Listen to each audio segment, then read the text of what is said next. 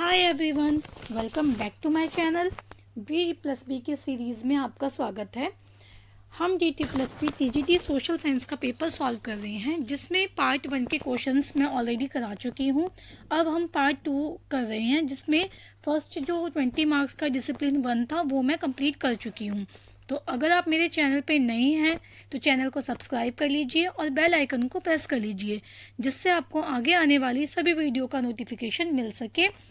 And जिन्होंने अभी तक वो वीडियोस नहीं देखी है तो प्लेलिस्ट में जाके आप वो वीडियोस भी देख सकती हैं।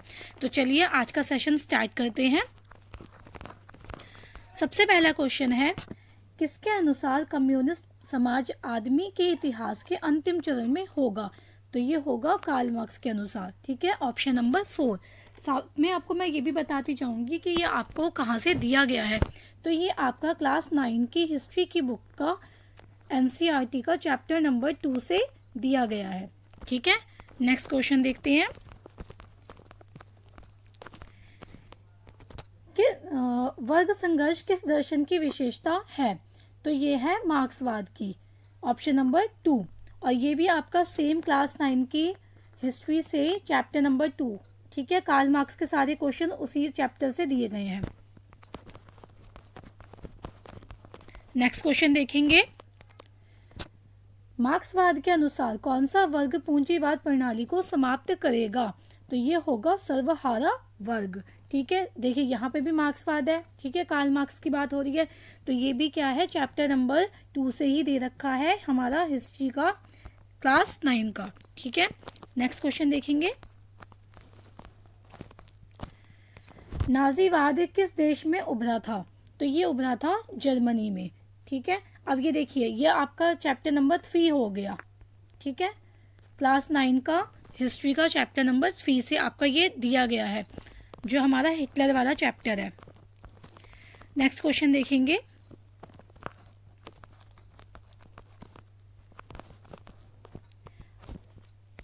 मुसोलिनी के प्रसरण नीति के संदर्भ में कौन सा कथन सही है? ठीक है, तो ये है ऑप्शन नंबर 2। फर्स्ट दे रखा है कि उसने 1926 में अल्बानिया पर कब्जा कर लिया था, या उसने 1936 में एबिसिनिया पर विजय प्राप्त की थी। तो ऑप्शन नंबर 2 हमारा करेक्ट हो जाएगा। ठीक है, और ये आपका दिया गया है चैप्टर नंबर 4 से, क्लास 9 की NCERT की हिस्ट्री की बुक से, और ये चैप्टर नंबर आपका 4 से दिया गया है। ठीक है, नेक्स्ट क्वेश्चन देखेंगे, ऑस्ट्रिया हंगरी साम्राज्य के उत्तराधिकारी आर्कड्यूक फ्रांसिस फर्डिनेंड की डैश द्वारा हत्या कर दी गई थी? तो ये कर दी गई थी बोस्नियाई समूह द्वारा। ठीक है, ये आपका अगेन चैप्टर हिस्ट्री का क्लास 9 की हिस्ट्री का चैप्टर नंबर 2 से दिया गया है। चलिए नेक्स्ट क्वेश्चन देखेंगे, किस वर्ष में संयुक्त राज्य अमेरिका ने विश्व युद्ध सेकंड में प्रवेश किया था? तो ये किया था 1941 में। ये आपका वर्ल्ड वॉर में से दे रखा है। ठीक है, वर्ल्ड वॉर सेकंड में। तो इसके लिए आप चैप्टर नंबर एक बार 2 और 3 दोनों देखिएगा, क्योंकि चैप्टर 2 में जो है वो वर्ल्ड वॉर फर्स्ट है, एंड चैप्टर 2 में चैप्टर 2 में वर्ल्ड वॉर फर्स्ट है, एंड चैप्टर 3 में वर्ल्ड वॉर सेकंड के बारे में बात की गई है। तो ये आपका NCERT के चैप्टर नंबर 2 और 3 दोनों में से आप देख सकते हैं। चलिए नेक्स्ट क्वेश्चन देखते हैं, कौन सी 4 बड़ी विजयी शक्तियां थी जिनका पेरिस शांति सम्मेलन 1919 में दबदबा था?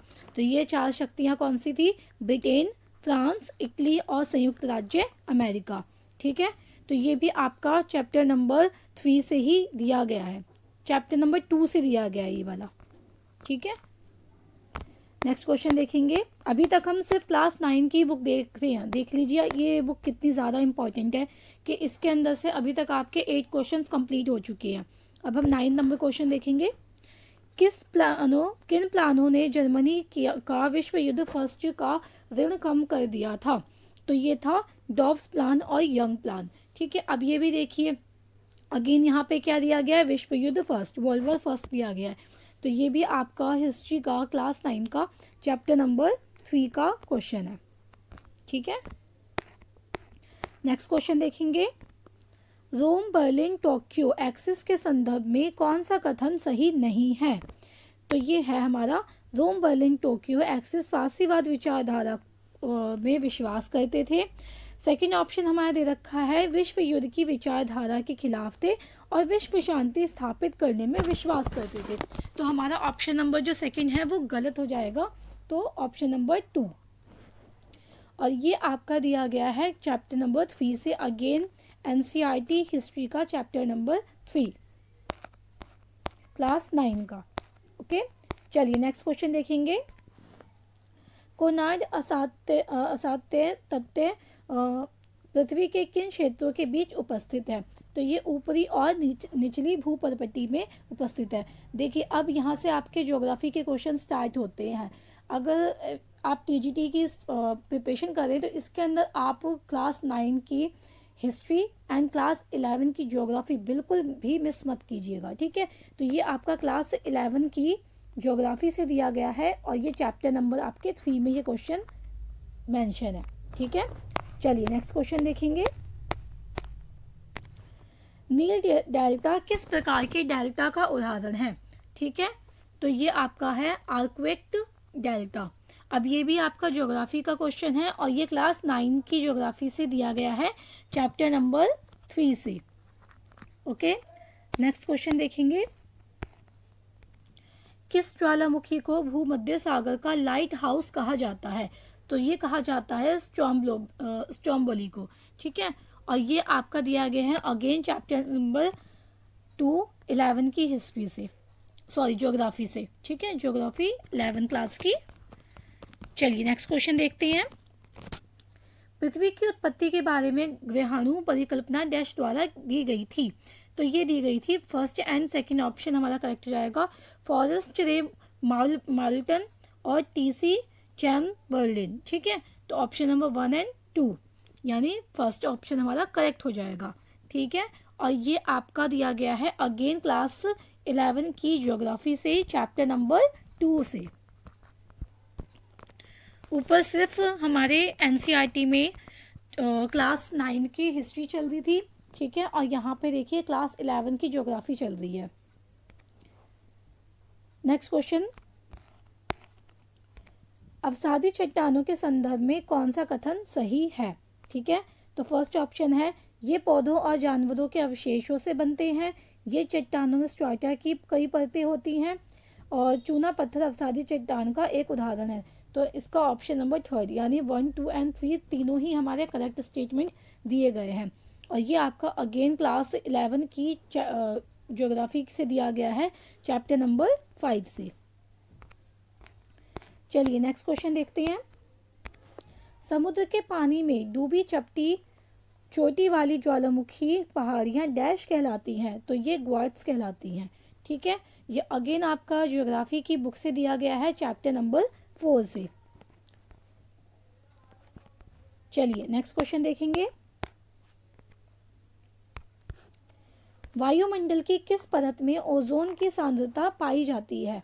ठीक है, तो ये आपका जो क्वेश्चन है ये आपको 8th की ज्योग्राफी में भी मिल जाएगा, ये आपकी 9th की ज्योग्राफी में भी मिलेगा एंड ये आपको 11th की ज्योग्राफी में भी मिल जाएगा, ठीक है। तो ये क्वेश्चन जो है ये आपको मतलब किसी भी ज्योग्राफी की बुक में अगर आप देखोगे ये 6th में नहीं 7 से दे रखा है, ठीक है। 7th 8th में आपके जो लेयर्स वाला चैप्टर है उसमें दिया गया है। तो इसका आंसर हो जाएगा समतापमंडल, स्ट्रेटोस्फीयर, ठीक है, ऑप्शन नंबर 3। नेक्स्ट क्वेश्चन देखेंगे। उपोष्ण उच्च दाब बेल्ट दोनों गोलार्धों में डैश अक्षांशों के बीच फैली हुई है? तो ये 25 डिग्री से लेके 35 डिग्री के अक्षांश के बीच फैली हुई है, ठीक है। और ये आपका दिया गया है एनसीईआरटी में क्लास 11 की ज्योग्राफी चैप्टर नंबर 3 से। चलिए नेक्स्ट क्वेश्चन देखेंगे। मुख्य ग्रीन हाउस गैसों में से एक है, ठीक है। तो मीथेन जो होगा वो हमारा ग्रीन हाउस में से एक हो जाएगा, ऑप्शन नंबर 2। और ये आपका दिया गया है क्लास 11 की ज्योग्राफी का chapter number 10। Okay, next question देखेंगे। नेक्स्ट एंड हमारा लास्ट क्वेश्चन है आज का। कौन सा कारक तापमान के वितरण को नियंत्रित करता है? ऊंचाई, भूमि और जल की प्रकृति, सागर की लहरें। तो इसका ऑप्शन नंबर हो जाएगा हमारा थर्ड, क्योंकि इसके सारे ऑप्शंस जो है वो करेक्ट दे रखी हैं। ठीक है, तो आज के क्वेश्चंस हमारे यहीं पे ख़त्म होते हैं और ये भी आपको ज्योग्राफी 11th क्लास की चैप्टर नंबर 10 से दिया गया है। तो अगर आपको वीडियो पसंद आ रही है तो इसे लाइक एंड शेयर करना ना भूलें। ठीक है, and thanks for the watching.